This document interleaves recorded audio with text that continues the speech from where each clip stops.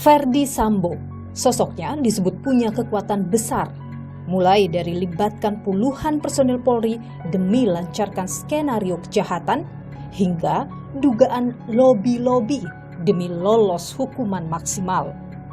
Benarkah ia sedemikian powerful? Pegang kartu truf pejabat Polri? Saya akan mencari jawabnya. Polri tidak akan segan-segan untuk memecat apabila anggota-anggota ini melakukan tindak pidana yang kemudian menjatuhkan marwah.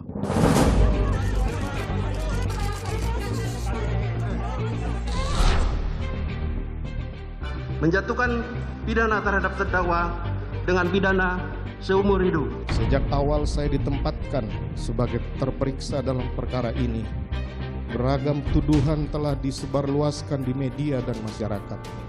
Seolah saya adalah penjahat terbesar sepanjang sejarah manusia.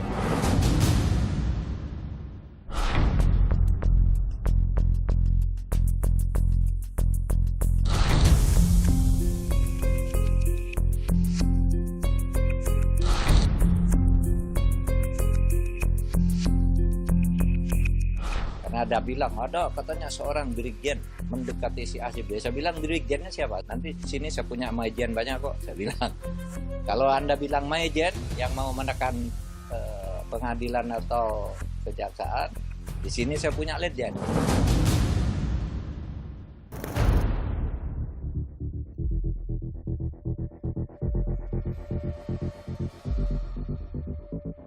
Memang Sambo punya kekuatan apa? Dia kan sudah tidak menjabat sekarang. Jadi, kenapa Sambo, harus takut? Sumber daya informasi yang dimilikinya selama dia menjabat Kadif Propam, itu dia bisa gunakan.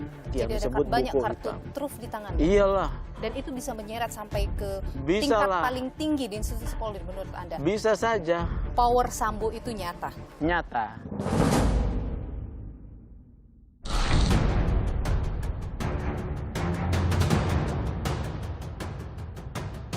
Yang terjadi kalau menurut saya mungkin ada temannya yang pernah hutang budi dan itu bukan gerilya, bukan mafia. Gerakan ini terstruktur dari atas ke bawah nggak mungkin. Nggak mungkin. Tapi fakta bahwa Sambo saat menjabat Kadif Propam memiliki kewenangan begitu besar itu nyata ya. The Power of Sambo, sebuah titel yang melekat pada Ferdy Sambo, bekas Kadif Propam Polri, yang kini duduk sebagai pesakitan dalam kasus pembunuhan Brigadir Yosua, bekas ajudannya. Ia disebut punya kekuatan besar kala menjabat sebagai polisinya polisi. Dan kekuatan itu disebut masih ada hingga sekarang meski ia sudah dipecat. Ada sejumlah peristiwa, saudara, yang membuat publik percaya bahwa kekuatan Sambo itu nyata. Pertama, kala awal kasus ini mencuat, Sambo menggerakkan hampir 100 polisi, bahkan hingga perwira tinggi Polri untuk menutupi jejak keterlibatan dirinya. Skenario yang akhirnya terbongkar. Para mantan anak buahnya itu menyebut tak mungkin melawan Sambo yang berkedudukan tinggi di institusi Polri. Jenderal bintang 2 ada banyak, namun Kadif Propam hanya 1, tak mungkin berani melawan. Bintang 2 di Polri ini banyak, Pak. Akan tetapi Kadif Propam ini hanya 1. Saya pun ketika diperintahkan beliau langsung melaksanakan, Pak. Kedua, saudara, kalau muncul sebuah diagram berjudul Kekaisaran Sambo. Sambo disebut menggerakkan banyak perwira untuk menjadi backing judi online. Meski dibantah Kapolri, namun hingga kini belum ada bukti nyata apakah Sambo benar terlibat atau tidak.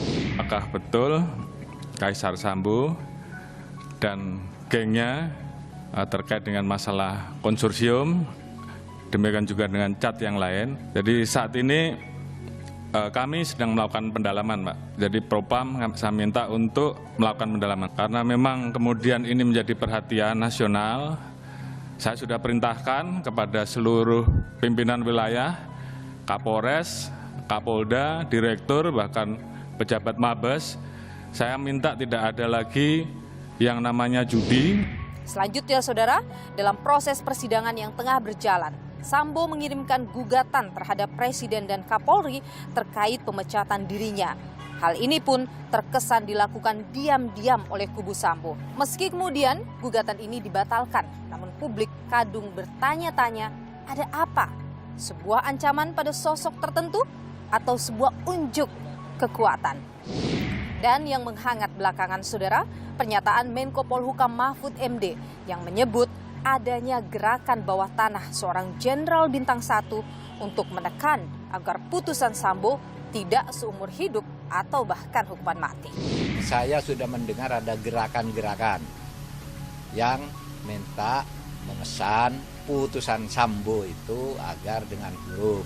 Tapi ada juga yang minta dengan angka. Karena ada bilang, ada katanya seorang Brigjen mendekati si A si B. Saya bilang, Brigjennya siapa? Suruh sebut ke saya. Nanti di sini saya punya majen banyak kok, saya bilang.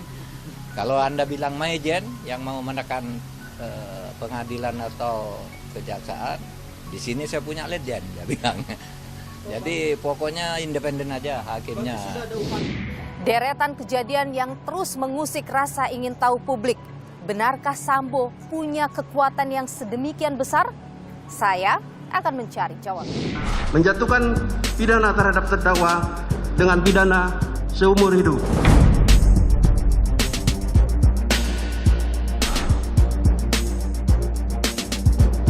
Ada yang bergerilya, ada yang ingin Sambo dibebaskan.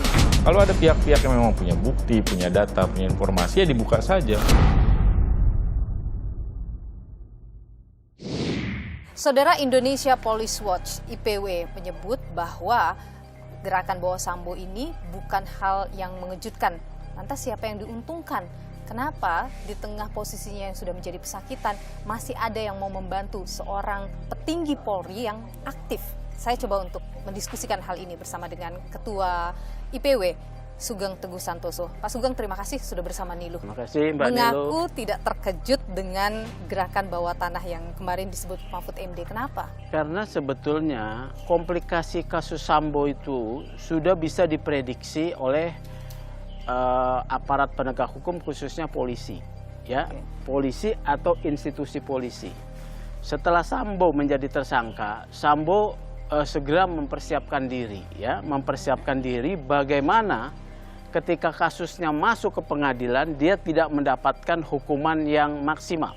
Nah, Sambo tentu melakukan upaya-upaya, yang pasti lobby dengan jaringan yang dia miliki, mantan-mantan kandidat Satgasus. Jadi ada mencurigai bahwa yang bergerak ini adalah bagian dari Satgasus mungkin? Ya, yang beredar namanya itu kan ada namanya di dalam daftar Satgasus 420 sekian orang itu. Tapi saya tidak mau sebut namanya. Komplikasi ini juga dipikirkan oleh institusi Polri, ya, atau orang-orang di dalam institusi Polri yang tidak menginginkan adanya kegaduhan apabila Sambo kecewa dengan putusan yang berat. Kemudian dalam kapasitas Sambo sebagai seorang polisinya polisi yang memegang banyak rahasia dugaan pelanggaran polisi termasuk perwira tinggi, tentu dia tidak mau dalam tanda kutip tenggelam sendiri. Dia sudah memberi sign sebelum ini. Jadi Anda mau mengatakan bahwa sejak awal kasus ini Sambo mungkin sudah memikirkan plan A dan plan B? Sudah dong. Sambo itu kan seorang reserse murni, ya. Seorang reserse, ahli reserse itu berpikir pada beberapa tahap tingkatan ke depan. Plan A, plan B, plan C itu sudah pasti. Oke, dan ya. ini adalah plan B Sambo? Gerakan-gerakan yang muncul? Bukan, ya plan B lah ya. Apa aja sih sign-sign selama proses ini bergulir dari bulan Juli sampai dengan sekarang Januari? Perlawanan Sambo ketika dia dalam status sebagai tersangka rame soal kemudian versi-versi perlindungan terhadap bandar judi. Itu kan menyeret nama dia sendiri. Kan ada juga versi lain. Oke, ya. lawannya waktu itu. Iya, ya. Kemudian dimunculkan laporan hasil pemeriksaan penyelidikan terkait perlindungan illegal mining. Kalau surat Sambo LHP tanggal 7 April itu didalami, itu banyak maknanya. Kemudian ketiga, ketika persidangan Sambo mengkonfirmasi tentang laporan hasil penyelidikan 7 April, ya. Pak, itu betul Pak, Bapak sempat menandatangani laporan pengaduan Pak, hasil tambang ilegal di Kaltim Pak. Komentarnya Nggak ada itu surat. Pak, ada surat itu Pak? Ya sudah benar surat. Gimana Pak? Benar surat itu Pak? Tanyakan ke pejabat yang berwenang, surat itu sudah ada. seminggu kemudian apa? Sambo menyatakan saya sudah tidak berwenang. IPW membaca bahwa sign itu sampai dan terjadi komunikasi bahwa ada deal-deal di situ. Komunikasi, ya, bahwa tercapai deal atau tidak waktu itu terjadi komunikasi. Bahwa Sambo menginginkan dirinya tidak dihukum berat. Komunikasi itu dengan siapa sih, Pak Sugeng? Ya tentunya dengan institusinya lah, ya. Petinggi Polri. Pastinya lah yang memiliki kewenangan, ya. Jadi yang juga bergerak kemarin yang disebut Mahfud MD itu adalah orang ada di lingkaran Mabes pelaksana Polri. Saja. Orang yang ada di lingkaran Mabes Polri. Iya, informasi yang saya dapat begitu. Itu kan Brigjen itu hanya pelaksana pada level pelaksana. Artinya dia berada di Mabes, bukan di tempat lain ya, Brigjen ini ya? Bukanlah, karena potensi goncangan oleh Sambo itu pada Mabes Polri, bukan pada Polda, bukan pada Satwil setingkat Polres, ya tidak, pada Mabes Polri. Ada di kalangan penyidik mungkin? Wah, saya nggak mau lebih dalam lah ya, karena pernyataan Pak Kadif Humas menyatakan Irwasum dan Propam akan memeriksa, ya. Walaupun itu sebetulnya satu pernyataan normatif yang harus dikeluarkan. Walaupun tidak yakin akan diperiksa saya ya. Apalagi zamannya Kadif Propam sekarang tampaknya nggak ada giginya ya. Jadi setelah kemudian laporan hasil penyelidikan terkait dengan illegal mining itu keluar, kemudian sudah reda lagi, tidak ada perbicaraan lagi, Anda menyebut bahwa mungkin sudah ada komunikasi. Tapi setelahnya muncul lagi ada gugatan yang dilayangkan kepada Presiden dan Kapolri. Menurut Anda? Itu juga bagian strategi Sambo. Masih ada gerakan yang dilakukan oleh Sambo menuju vonis? Tetap semua pihak ini bergerak, ya, sampai the end of the game. Di masih ada gerakan-gerakan yang dijalankan? Ya pasti dong. Gerilya yang masih berlangsung ya, sampai pasti sekarang? Dong.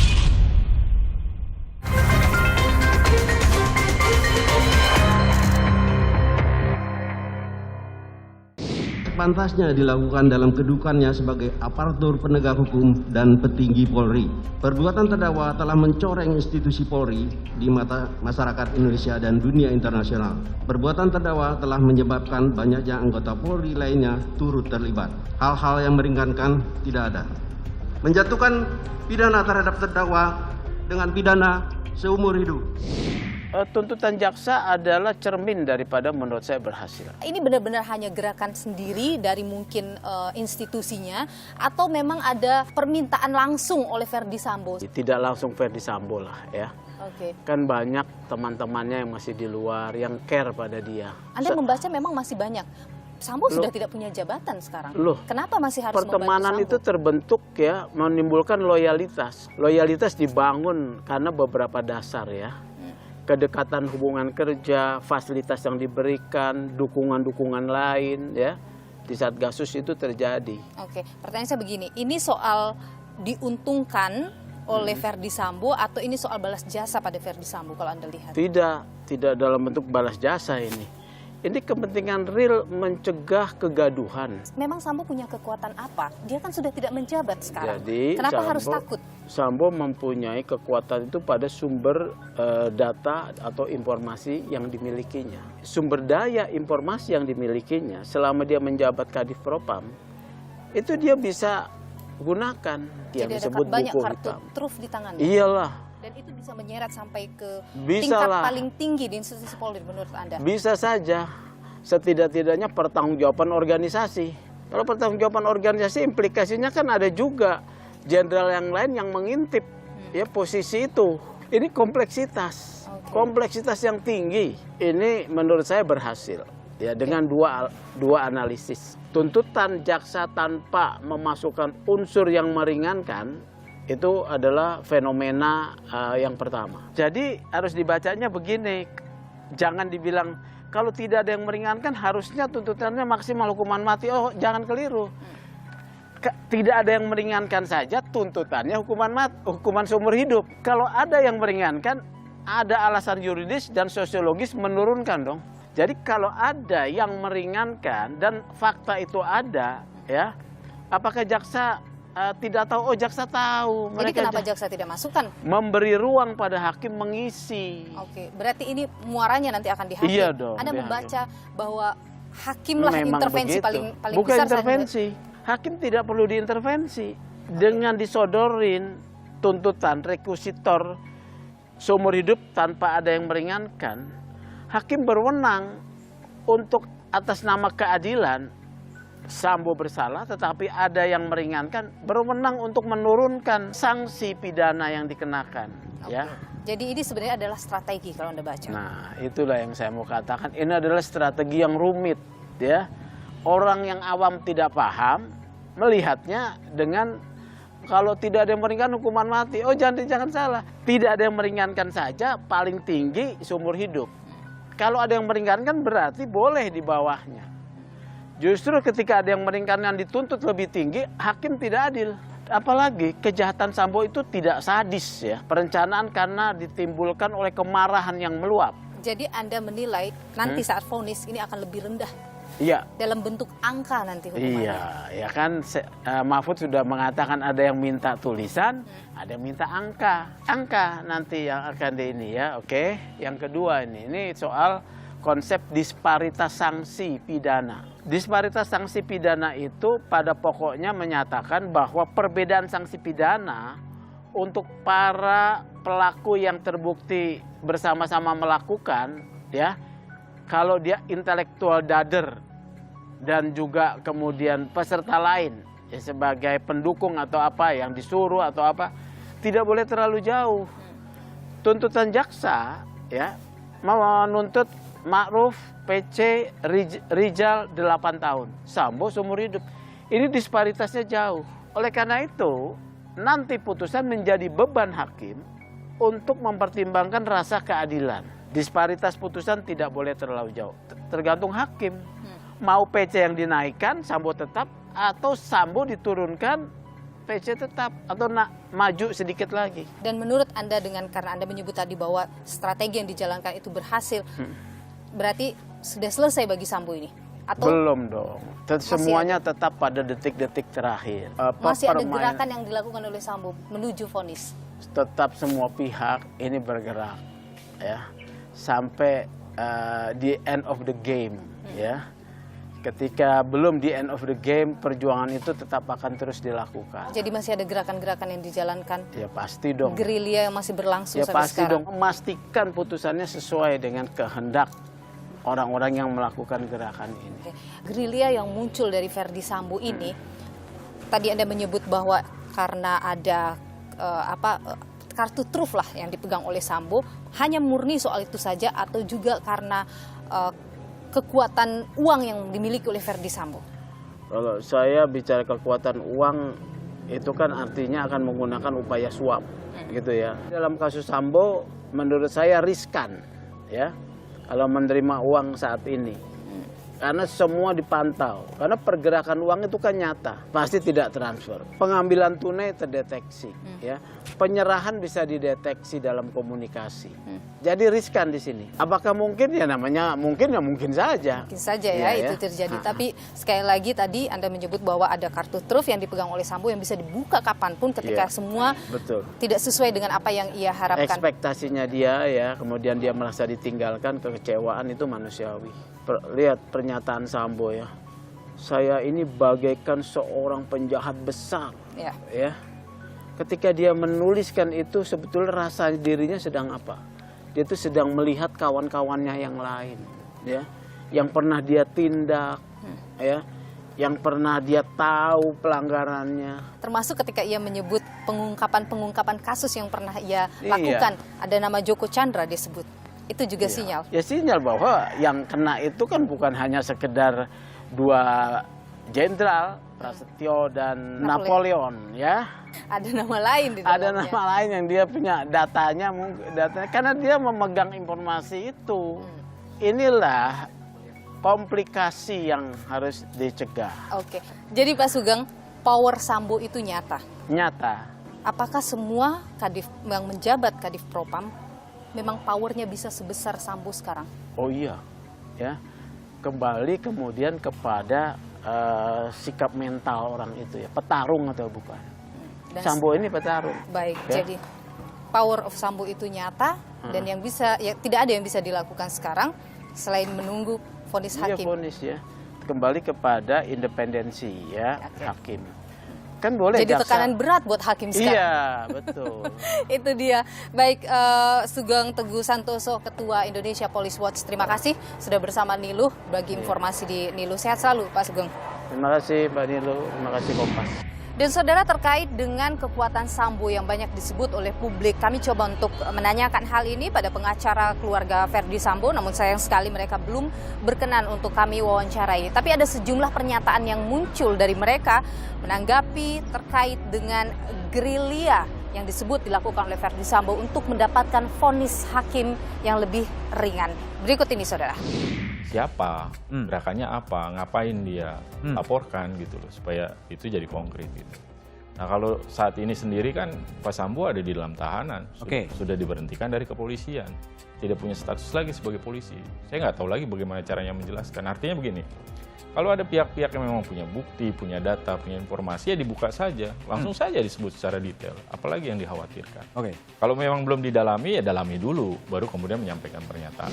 Yang terjadi kalau menurut saya mungkin ada temannya yang pernah hutang budi atau kayak apa, telepon, kasihanlah, tolong dikurangi aja ancaman hukumannya. Dan itu bukan gerilya, bukan mafia. Gerakan ini terstruktur dari atas ke bawah, nggak mungkin. Nggak mungkin.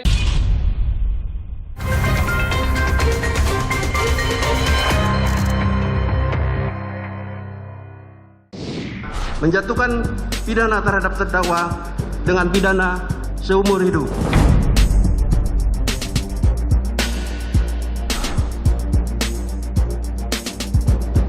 Ada yang bergerilya, ada yang ingin Sambo dibebaskan. Kalau ada pihak-pihak yang memang punya bukti, punya data, punya informasi, ya dibuka saja. Saudara Verdi Sambo, bekas Kadif Propam Polri yang sudah dipecat karena kasus pembunuhan Brigadir Yosua disebut punya kekuatan yang besar. Benarkah bahwa seorang Kadif Propam di institusi Polri itu memang punya power yang sedemikian besar, bahkan tetap dibawa meskipun ia sudah tidak menjadi anggota Polri? Kita bahas bersama dengan Guru Besar Universitas Bayangkara, Profesor Hermawan Sulistyo atau Prof. Kiki. Apa kabar, Prof? Baik. Prof. Kiki, Sambo ini disebut punya kekuatan besar sampai bisa menggerakkan jenderal untuk lobby-lobby terkait dengan vonis atas kasus yang sedang berlangsung. Kok bisa ya punya kekuatan sedemikian besar? Itu hal yang benar, Prof? Itu info dari mana? Jenderal Kancil kali. Ini Menko Polhukam yang bilang. Mahfud nggak ngerti polisi itu apa gitu. Satu, kalau statementnya Mahfud kan selalu bikin heboh aja. Kalau di militer ada prinsip komando sehingga mungkin bisa dilakukan kalau dia masih militer aktif. Kalau dia sudah pensiun, tidak ada lagi komando karena sumber kekuasaannya itu dari struktur kepangkatan. Sehingga kalau di militer masih ada sisa-sisa semangat korps seperti itu. Kalau di Polri tidak. Nah, kalau di Polri harus dicatat bahwa selama masih aktif, musuhnya polisi dalam tanda petik itu sesama polisi. Mengapa? Satu, tidak ada struktur komando di dalam Polri. Ada prinsip yang disebut prinsip diskresi. Jadi setiap individu polisi itu melekat kewenangan untuk mengambil keputusan sendiri. Sehingga kita bilang atasan di polisi itu hanya manajer, dia bukan komandan. Lalu komandannya polisi itu siapa? Komandannya itu hukum. Sehingga pada kasus Sambo, ketika dia melanggar hukum, ya dia salah, dia dihukum. Tapi kalau dibilang begini, mungkin karena Sambo ini pernah menjadi Kadif Propam, dia kemudian memegang kartu truf nih, orang-orang yang pernah melakukan pelanggaran. Jadi khawatir, mungkin itu akan bisa dibongkar oleh Verdi Sambo. Katakanlah itu benar, terus dibuka kayak begitu. Emang orang percaya pada omongannya Sambo? Sampai sekarang aja dia nggak ngaku dia nembak atau tidak, kan gitu. Masa urusan yang lain orang harus percaya? Yang terjadi kalau menurut saya mungkin ada temannya yang pernah hutang budi atau kayak apa, telepon, kasihanlah, tolong dikurangi aja ancaman hukumannya, segala macam kayak gitu. Dan itu bukan gerilya, bukan mafia. Kalau ada mafia, sebut aja namanya, nggak usah Menko Polhukam lah. Kasih aja di Kadifropam Polri yang sekarang. Pasti disikat juga, karena polisi kan berkepentingan untuk bersih-bersih. Jadi menurut Anda ini hanya soal pertemanan saja, bukan soal ada deal-deal dengan Ferdi Sambo dengan petinggi Polri misalnya? Itu paling jauh hanya segitu. Gerakan ini terstruktur dari atas ke bawah, nggak mungkin? Nggak mungkin. Kenapa? Begitu jadi tetap akan ada polisi-polisi yang saya tidak bilang bersih, tetapi yang berkepentingan untuk menghajar mereka.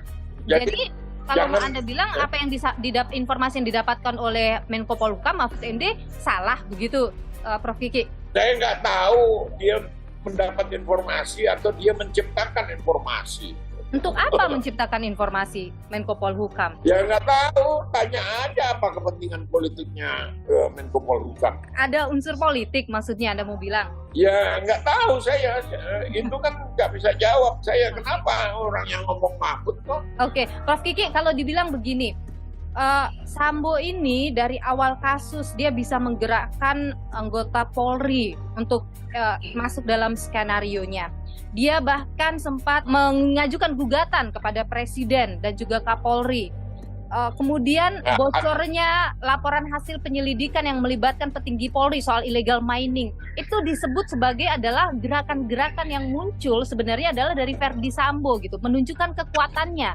Anda baca hal yang sama? Enggak juga, berlebihan lah kalau saya bilang Sambo wah punya kekuatan kayak gitu. Tapi gini Prof. Kiki, banyak yang mempertanyakan bahwa apakah memang jabatan Kadif Propam, polisinya polisi, itu memang sedemikian besar wewenangnya, sedemikian besar powernya.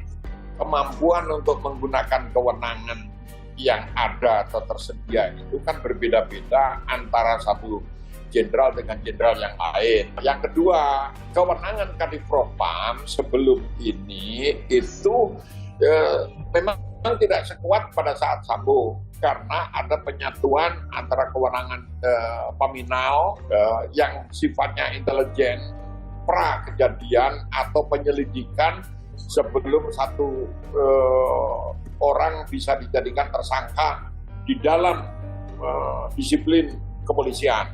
Nah, itu bergabung dengan proses pada tahap penyidikannya sampai pada membawa ke persidangan. Dalam kasus ini memang terjadi penggunaan kewenangan secara berlebihan pada 3 kewenangan yang menumpuk di satu unit kerja ini. Nah, salah satu yang sedang dievaluasi sekarang adalah untuk memecah kembali, untuk dikembalikan ke Kabah Intelkam lagi. Nah, kalau dikembalikan ke Kabah Intelkam, berarti kewenangan penyelidikannya itu hilang, berkurang. Ini salah satu solusi ya, tapi ini belum matang, belum jadi keputusan, masih dikaji. Tapi fakta bahwa Sambo saat menjabat Kadif Propam memiliki kewenangan begitu besar itu nyata ya? Menggunakan secara berlebihan itu yang lebih tepat. Kalau kewenangannya sendiri sebetulnya ya dari tahun ke tahun sama saja, dan itu kewenangan dia gunakan secara berlebihan justru dari sebelum dia menjadi Kadif Propam, justru pada saat dia jadi Korsahli Kapolri, karena semua penjuru komunikasi ke Kapolri itu kan melalui Korsahli, Korspri, koordinator staf pribadi Korspri Kapolri. Nah, Sambo kan Korspri sebelum ke Kadif Propam. Dan dibawa hingga menjabat Kadif Propam. Nah, pada saat menjabat Kadif Propam, tambah-tambah lagi kan gitu. Dari kasus Sambo ini, apa pelajaran yang bisa dipetik oleh institusi Polri agar tidak ada next Sambo begitu? Itu tadi saya bilang, bagaimana menciptakan infrastruktur organisasi yang tidak memungkinkan untuk penyalahgunaan kewenangan dan kekuasaannya. Yang kedua, kultur, roh polisi itu seharusnya melekat pada diri setiap polisi. Nah, ini kan ada demoralisasi mungkin karena jumlahnya terlalu besar, kan, sangat besar, 450.000 orang, sehingga penataan reformasi kultural itu belum selesai dan tidak akan pernah selesai. Catatan terakhir saya adalah bahwa polisi itu bukan bagian yang terpisah dari masyarakat. Jadi kalau di polisi ada Sambo, di luar polisi, di masyarakat ada banyak 1.000 Sambo dan 1 juta Rambo. Itu harus catat itu. Apa yang Anda mau bilang dengan statement tadi itu? Polisi hanya replika dari masyarakat. Ada kasus seperti Sambo karena di luar kita banyak lihat preman di DPR kayak begitu, preman di pemerintahan kayak begitu, nggak akan habis-habis. Jangan minta polisinya tidak ada Sambo kalau di masyarakat masih banyak Rambo kan gitu. Baik, Profesor Hermawan Sulistyo, Prof. Kiki, Guru Besar Universitas Bayangkara yang juga adalah penasihat ahli Kapolri. Terima kasih sudah berbagi informasi dan pandangan di Niluh. Sehat selalu, Prof. Yuk, sama-sama. Pak Andi, saya langsung saja ke soal isu yang katanya sampai ada lobby-lobby kepada hakim supaya nanti vonisnya bisa lebih rendah. Benarkah itu?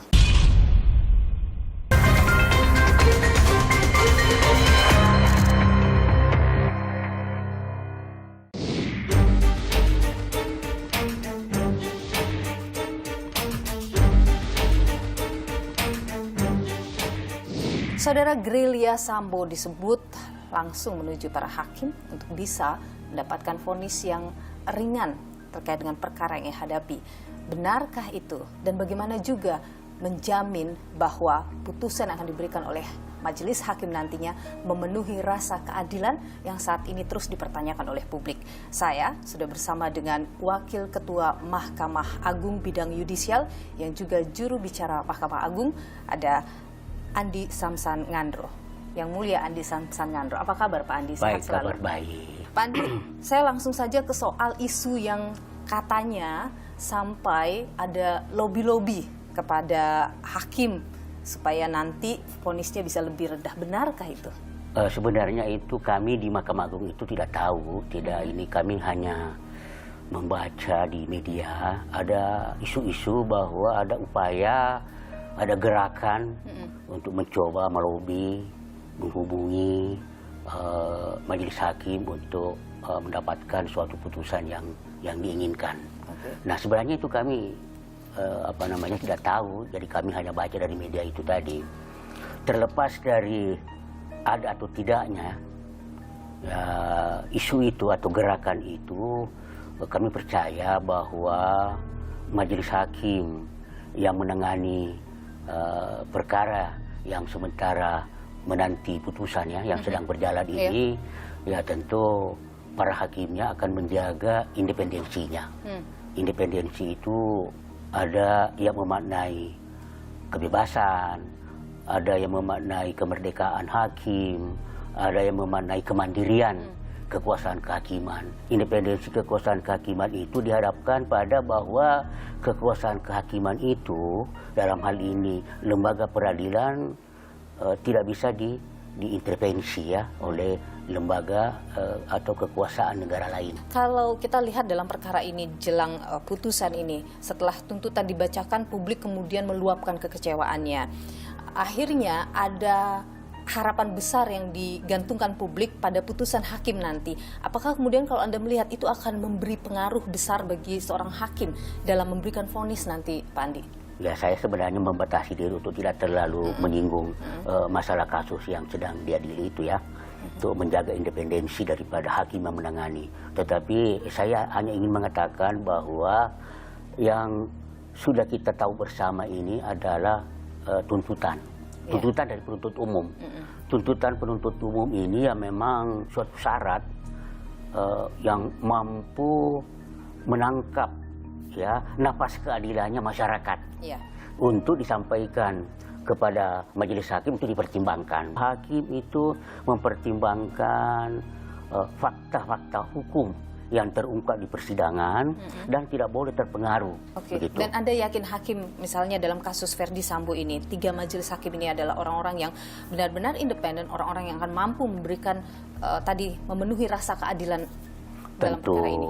Ketua Pengadilan Negeri Jakarta Selatan itu sudah memilih hakim-hakim yang memang layak dan memang pantas ya untuk duduk mengadili perkara ini. Jadi tentu hakim-hakim pilihan, karena mata publik itu menyorot kepada kasus ini, kasus menarik. Dan di sini juga lembaga peradilan tentu diuji. Dari semua yang dilakukan hakim selama persidangan, Anda menilai bahwa 3 majelis hakim ini orang-orang yang tidak akan mudah dipengaruhi, diintervensi, ditekan untuk kepentingan tertentu. Ya, sebagai kedudukan kami, lembaga tertinggi peradilan, ya kami hanya memang memantau. Ya kami berupaya untuk membatasi diri, tidak mempengaruhi. Sebab kalau kami komentari, kami ini nanti terpengaruh. Nah, bagaimana harusnya meyakinkan bahwa apapun keputusan hakim nanti itu harus dihormati, itu sudah menggunakan pertimbangan yang matang sesuai dengan logika hukum? Lembaga peradilan, ya, itu memang bertingkat ya. Dan kita bukan hanya bahwa perkara ini baru diadili oleh Lembaga Peradilan Indonesia. Sudah banyak perkara yang menarik perhatian juga diadili oleh. Jadi kita tidak perlu seolah-olah ada suatu rasa kekhawatiran. Tapi yang jelas sampai dengan saat ini Anda tidak pernah mendengar ada lobby-lobby yang sampai kepada para hakim. Itu kami tidak mendengarkan. Kami tidak pernah mendengar itu. Kami hanya tahu, membaca di media kok ada upaya-upaya untuk melobi, tapi kita tidak gentar begitu bahwa itu ya seringkali ada isu-isu begitu, ada upaya-upaya orang yang berkepentingan ya seringkali, tapi terlepas ada atau tidaknya itu kami percaya bahwa majelis hakim yang akan menangani perkara ini ya tentu akan menjaga independensinya dan mudah-mudahan akan menjatuhkan putusan memenuhi harapan masyarakat. Majelis hakim akan dinanti oleh begitu banyak mata masyarakat Indonesia saat memutus nanti apa vonis yang diberikan kepada Sambo CS dalam perkara pembunuhan Brigadir Yosua. Wakil Ketua Mahkamah Agung Bidang Yudisial Andi Samsan Ngandro yang juga juru bicara Mahkamah Agung. Terima kasih sudah berbagi informasi di Nilo. Sehat selalu Pak Andi. Terima kasih Mbak. Sejak awal saya ditempatkan sebagai terperiksa dalam perkara ini, beragam tuduhan telah disebarluaskan di media dan masyarakat. Seolah saya adalah penjahat terbesar sepanjang sejarah manusia.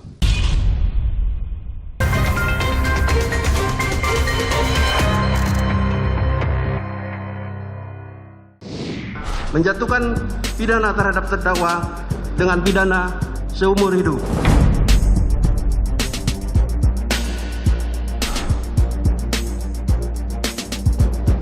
Ada yang bergerilya, ada yang ingin Sambo dibebaskan.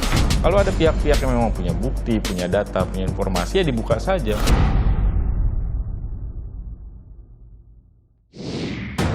Sejak awal saya ditempatkan sebagai terperiksa dalam perkara ini, beragam tuduhan telah disebarluaskan di media dan masyarakat. Seolah saya adalah penjahat terbesar sepanjang sejarah manusia.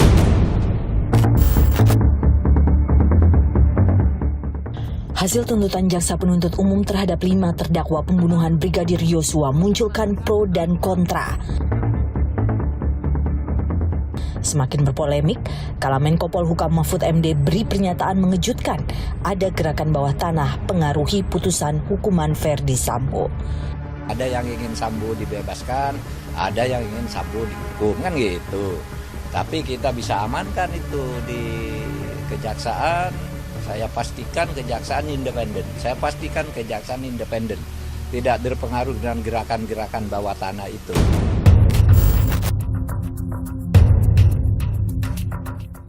Atas isu ini, penasihat hukum Verdi Sambo bereaksi. Nah, kalau saat ini sendiri kan Pak Sambo ada di dalam tahanan. Sudah diberhentikan dari kepolisian. Tidak punya status lagi sebagai polisi. Saya nggak tahu lagi bagaimana caranya menjelaskan. Artinya begini, kalau ada pihak-pihak yang memang punya bukti, punya data, punya informasi, ya dibuka saja. Langsung saja disebut secara detail. Apalagi yang dikhawatirkan. Dugaan lobi-lobi berembus tatkala perbedaan tuntutan jaksa pada Richard Eliezer dan Putri Chandrawati begitu nyata. Ada disparitas penuntutan antara pelaku penyertaan yang lainnya. Ada yang seumur hidup, ada yang 8 tahun 2 orang, dan yang lain ternyata justice kolaborator justru malah dituntut 12 tahun penjara. Nah inilah kan publik sendiri yang memberikan penilaian apakah ada sisi keadilan dari rekusitor yang diajukan oleh jaksa penuntut umum. Lembaga Perlindungan Saksi dan Korban LPSK menyebut status justice kolaborator yang disandang Richard Eliezer seperti dikesampingkan. Ya kemudian juga diklaim oleh Pak Jampidum karena sudah mempertimbangkan rekomendasi dari LPSK. Ya. Makanya jadi 12 tahun gitu. Makanya 12 tahun. Tapi kenapa kalau itu diterima rekomendasi LPSK itu, tetapi kok penerapannya tidak sesuai dengan undang-undang?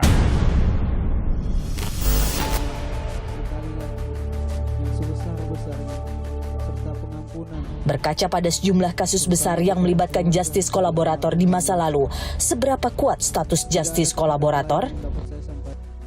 Mantan politikus PDI Perjuangan Agus Condro Prayitno mengungkap adanya aliran dana usai pemilihan Deputi Gubernur Senior Bank Indonesia. Selain mengaku kepada KPK telah menerima cek pelawat seni, Agus juga mengungkap rekan-rekannya di Komisi Keuangan dan Perbankan yang turut menerima aliran dana. Agus tak melakukan perlawanan dalam nota pembelaannya demi menunjukkan konsistensi sebagai justice kolaborator. Agus dituntut 1 tahun 6 bulan dan divonis 1 tahun 3 bulan. Sementara itu, Vincentius Amin Sutanto terjerat kasus penggelapan pajak dan pencucian uang PT Asian Agri pada 2010. LPSK menerima permohonan perlindungan terhadap Vincentius. Selama proses penyidikan, Vincentius ungkap 14 kasus penggelapan pajak. Ia divonis penjara 11 tahun. Setelah 7 tahun mendekam, ia divonis bebas bersyarat. Ada pula Mindo Rosalina Manulang yang menjadi justice kolaborator dalam kasus suap Wisma Atlet SEA Games Palembang. Kala itu, Rosalina sempat mendapat ancaman pembunuhan saat berada di rutan Pondok Bambu dan memilih untuk meminta perlindungan KPK dan LPSK. Berstatus sebagai justice kolaborator, dari hasil keterangannya, sejumlah politisi Partai Demokrat terseret menjadi tersangka. Mindo Rosalina divonis 2 tahun 6 bulan penjara. Persidangan kasus pembunuhan Brigadir Yosua mendekati akhir. Jaminan independensi hakim dinanti. Kalau kita lihat sebagai indikasi-indikasi di persidangan ya, hakim masih tetap memegang otoritas gitu ya. Masih terlihat hakim menjalankan persidangan secara berimbang, kemudian memberikan kesempatan pada kedua belah pihak secara adil begitu ya. Jadi kalau dari indikasi itu sebenarnya tampak depannya, ya saya kira gerakan-gerakan tadi yang disebut Pak Mahfud sebagai gerakan bawah tanah itu belum mengganggu hakim. Semoga majelis hakim bisa menghasilkan putusan berkualitas, bermanfaat, dan memberi rasa keadilan bagi semua. Seorang penegak hukum yang justru melanggar hukum bisa jadi ancaman bagi marwah Polri. Polri, penegak hukum paling dekat dengan masyarakat, di mana harapan mendapat perlindungan digantungkan.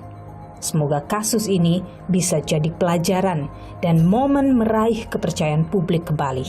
Saya, Niluh Puspa, sampai jumpa.